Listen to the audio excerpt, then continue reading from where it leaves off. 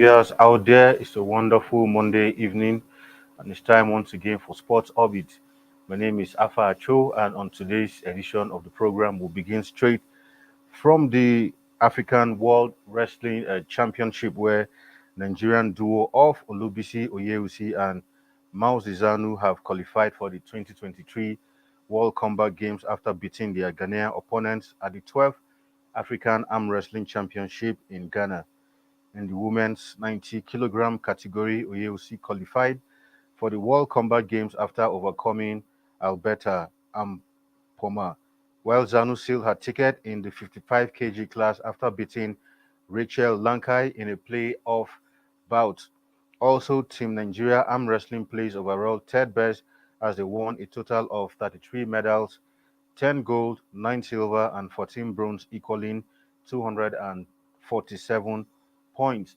This year's World Combat Games is scheduled to hold in Saudi Arabia later in the year. So, congratulations to these great Nigerians, ladies that's talking about Olubisi, Oyewusi, and Mauzi Zaunu. So, they will be representing Nigeria at the World Combat Games, which will hold in Saudi Arabia later in the year. Now, to some wheelchair basketball news. Recall that on last week we had told you about the ongoing wheelchair basketball championship, and the championship ended over the weekend. And Oyo Delta have emerged champions at the 3x3 World Wheelchair Basketball Championships. The Oyo State men's team and the Delta women's team emerged champions at the national championship, which held at the outdoor sports hall of the Alake Sports Center in Abeokuta. Oyo State beat Lagos State 10-1 to win the men's category of the 3x3 wheelchair basketball, while Delta State claimed a 3-2 victory against Oyo State to win in the women's category. Osun State came down from 3 points to beat Abuja 7-5 to seal third position in the men's category, while Imo State trashed Kwara State 5-1 to settle for third position in the women's category. President of the Wheelchair Basketball Federation of Nigeria, Sheyi Johnson, said the championship was a chance for the players to get the opportunity to represent Nigeria at the African Para Games in Ghana, which will take place next year in September. He said the current board is working around the clock to ensure Nigeria returns to its rightful position in Africa. Current board plans He said the current board plans to leave a legacy in wheelchair basketball. The journey has been tedious, but we are optimistic about making a mark. We are ready to organize various championships across the country. Wheelchair basketball will make Nigeria proud and will be a thing of joy and pride to sports in this country ahead of the African Para Games in Ghana. He said after 2 weeks of rest, the players will resume camp because we dream of attending the Para Games and qualifying for the 2024 Paris Olympics. We have identified and want to work on our weak lines before the African Para Games, he added. So for the Para Games, lovely competition. It was, like I said earlier, Oyo Delta State have emerged champions. And next up is to ensure that the team qualifies for the Paris Olympics, where they will take part in the Para Basketball Championship. Now, to some football matters. Now, of course, at the weekend, the Niger Super 8 is currently ongoing, and Casino United defeated Kano Pillars to secure the Northwest ticket. Samson Olasofo scored the winning goal as Casino United defeated Kano Pillars 1-0 to secure a place in the Niger Super 8 finals. Olasofo slotted home 6 minutes from time after receiving a pass inside the penalty box. The Econ Ala Boys joined Eyimba, Remo Stars, Lobby Stars, and Yobe Desert Stars in the finals. The Niger Super 8 finals will run from July 7 to July 16. All the matches will be played at the Mobolaji Johnson Arena on Nikon, Lagos, while all the qualified teams will earn a sum of 9 million naira each. The four semi-finalists will get additional 3 million naira, while the finalists will receive another 9 million naira. The overall winner will take home the 25 million naira prize tourney. So for Casino United, we have joined the likes of Eyimba, Remo Stars, Lobby Stars, and Yobe Desert Stars, who are already in the finals of the competition. Also, yesterday, Rivers United also secured their place also in the Super 8 of the competition. The competition is really hotting up, and we get to see the final finalists. And at the end of the day, we'll see the team that will go with the overall sum of 25 million naira at the end of the competition. Now, also to some rugby news where, of course, Team Nigeria yesterday lost to Team Algeria, but though they have already qualified for their pre-tournament qualifying series on Sunday, the Black Stallions suffered their first defeat of the series after going down 24 to 5 against Algeria. Prior to the loss to Algeria, the Black Stallions had won all their 5 previous games in the tournament. Despite the defeat, the Nigerian team has already qualified for the African Cup 7 2024 Paris Olympic Games qualifiers in Zimbabwe. In the third place playoff, Cote d'Ivoire beat Ghana 28 points to 10.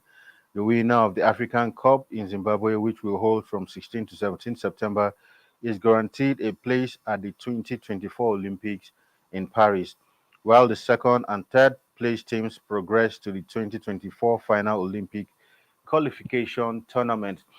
So, well, despite that loss, congratulations to Team Nigeria. They still already are in for the qualification series, which will hold in Zimbabwe. That will be the final qualification series, and all they need to do is win in that qualification series to ensure that they participate in Paris 2024. Now, to some transfer news, of course. Kenneth Omero, who currently plays for the Super Eagles of Nigeria. From reports we are hearing, is surplus to requirement at second division Spanish side Legant. While the clubs are desperate to offload Super Eagles defender this summer, reports say that Opero is one of the top earners at the club, and the club are looking to reduce their wage bill and are ready to accept offer for the centre back. According to Spanish newspaper, AS Leganese have no interest in keeping the Nigerian beyond the summer. His constant injuries is also a source of worry for the club. The 29-year-old has 1 year left on his contract with the Blues and White and is also not willing to sign an extension. Omero initially joined Leganese on loan in 2018 before the move was made permanent the following season. He has made it 4 league appearances for the club with 3 goals to his name. So after spending how many years? 5 years now with Leganese.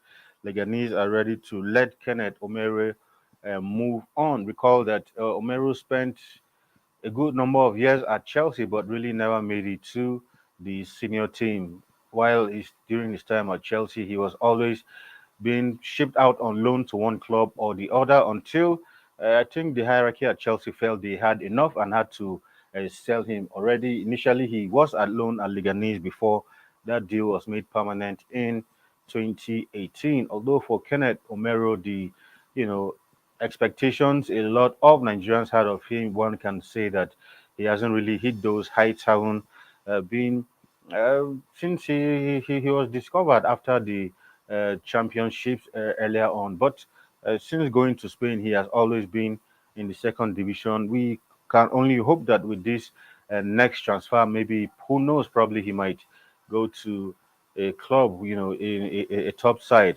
for Kenneth Omero. Now to some tennis news now, where of course the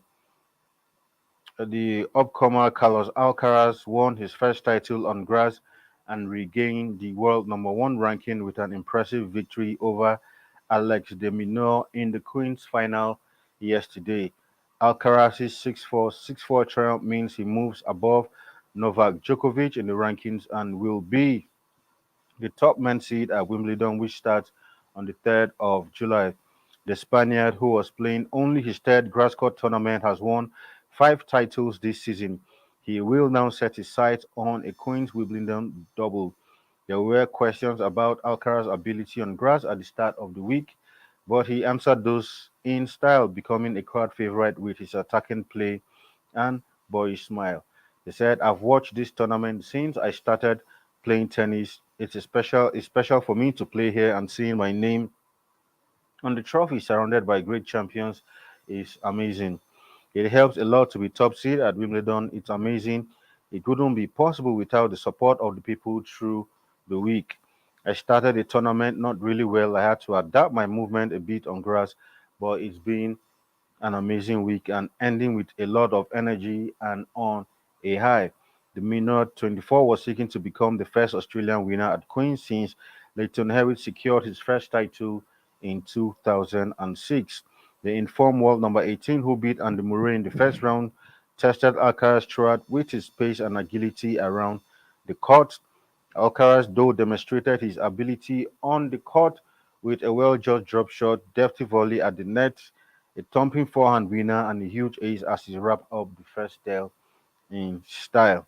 Well, congratulations to Alcaraz, though he actually said that going into Wimbledon, he expects Djokovic to be the overall favorite, even though he has returned back to the number one spot. Anyway, we will go on a quick break, and when we return, Sport Orbit continues. Don't go nowhere.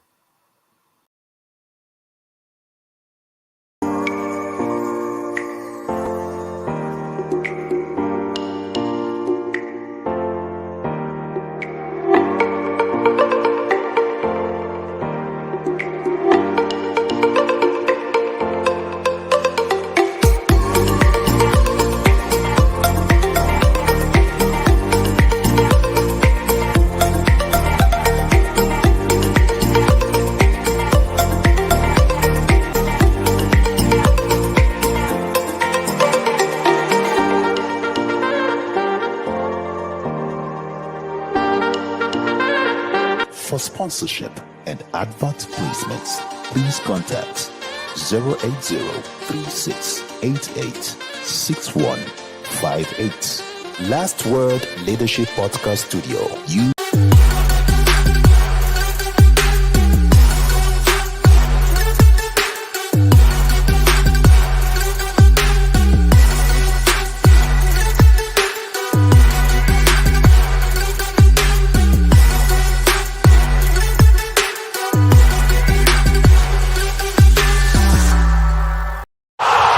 Sports Orbit. We make the world go round. All right, welcome back from that break. It's still Sports Orbit, reaching you from Leadership TV. Down to some transfer news where Man United have also joined the race for Brighton midfielder Moses Caicedo this summer. Recall that the likes of Arsenal and Chelsea have signified their interest to sign the young man, but United also have finally entered the race for Caicedo. Recall that United are also currently in the hunt for Chelsea's Mason Mount, but as of yesterday, their third bid for the young English midfielder has been rejected by Chelsea, and Chelsea United are already turning their sights to Moses Caicedo to see if they can bring him to Old Trafford. Caicedo impressed with a tally of 1 goal and 1 assist in 37 Premier League games for Brighton last season. According to the Times, United are set to move for the highly rated 21-year-old after having 3 bids for Mason Mount rejected by Chelsea. Caicedo has also been linked, like I said earlier, with moves to Arsenal and German outfit Bayern Munich. The Ecuadorian joined Brighton and Hove in 2021 from Ecuadorian club Independiente del Valle. He has scored 3 goals in 32 games for the Ecuadorian national team. United, who finished third in the uh, outgone season with 75 points from 38 matches, are now looking to improve their squad for a better campaign next season. And I think Erin Ten Hag feels that he needs some additional firepower, especially in midfield. Over the weeks, we've seen United chase Mason Mount, but as of yesterday, the third bid was rejected. Chelsea are holding on for more money for Mason Mount, but United are willing not to pay too much money for the Englishman. Let's see how this pans out. United in the race, Arsenal and Chelsea in the race. Well, before the end of the week, I think it will become clearer and we will see how things pan out. Of course, for Lionel Messi, yesterday he revealed that his relationship with PSG fans fractured after a significant number of supporters started to treat him differently. Messi, who won the World Cup with Argentina in December, left PSG at the end of last season after 2 years and has signed with American MLS side Inter Miami. In the second half of last season, Messi was repeatedly booed and PSG had to increase security around his house. He said, I think in the beginning it was something wonderful. He said but then some people started to treat me differently. A part of the Paris supporters, I think the vast majority still see me and treat me as they did at the beginning. But there was a fracture with a significant group of the PSG fans, which obviously wasn't my intention, far from it. It happened just as it had happened before with Mbappe with Neymar. I know that's the way they behave. I'll take away with me the people who respected me as I always respected everyone since I arrived, and that's all. Messi said he did not know if Argentina beating France in the World Cup final was a factor. Recall that Messi was booed by some PSG fans after being suspended for unauthorized trip to Saudi Arabia and again during his final match for League On champions. Well, for Messi, he feels that some section of the fans at PSG have not treated him fairly well. Like some will say, some fans, whether I would like it or not, some fans were not happy that Argentina defeated France in the World Cup. But that is football for you. You win some, you lose some. But Messi will no longer have to worry about the fans at PSG as he's already at Inter Miami in the MLS. All right, to some EPL news before we leave the studio, where Arsenal manager Mikel Arteta has described his mentor Pep Guardiola as the best manager in the world. He said Arteta, who worked as Guardiola's assistant for 3 seasons before he took the job with Gunners, he said, although Arsenal led the way for over 10 months, they eventually faltered and allowed City to retain their crown. Guardiola's men finished the campaign with 3 titles, including the Champions League and FA Cup. When asked if Guardiola is the best manager in the world, Arteta told Marca without a doubt, he is the best in everything management, convincing the group of your ideas, pushing everyone and getting the best out of them, making decisions before and during the game, not letting the message expire. In short, he described Pep Guardiola as a genius. I mean, what more can one say about Pep Guardiola, whether you like it or not? He has been described as the best manager currently in the world. And of course, his former mentee, Guardiola, has said, look, whether you like it or not, Pep is the best in everything. He simply described Pep Guardiola as a genius. Well, that's that for Sports Orbit. Well, on our today edition of this exciting program. Tomorrow, hopefully, we'll be back with another wonderful episode of the program. Do remember to join us 4 p.m. Nigerian time to enjoy the best of sports around the world. Until then, do have a wonderful time out there. Thank you for watching. My name is Afa Acho, and it's bye for now. Thank you for watching. For sponsorship and advert placements, please contact 080-3688-6158. Last Word Leadership Podcast Studio. You have the last word.